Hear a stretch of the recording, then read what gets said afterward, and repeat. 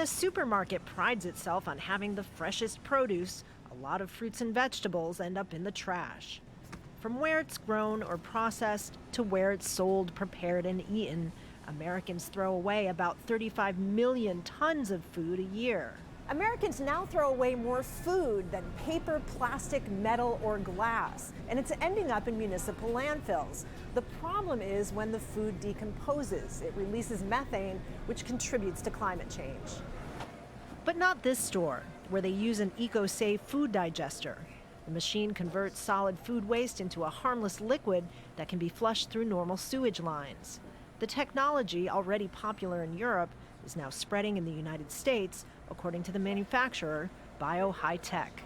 The regulatory environment is a significant driver to change. So particularly in the United States here, where 5 years ago we had almost no regulation on food waste disposal, we're now seeing cities and states around the country adopt it. And because of that, we're starting to see much more momentum in our sales efforts.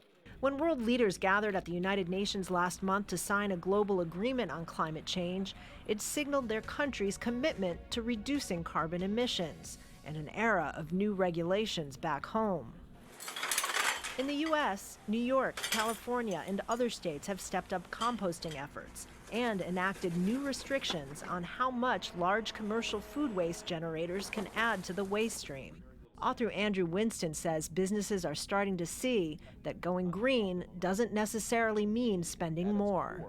Green is just about doing more with less. So if you're cutting energy use, cutting waste, cutting water, these are really good business decisions. Some of them pay back immediately.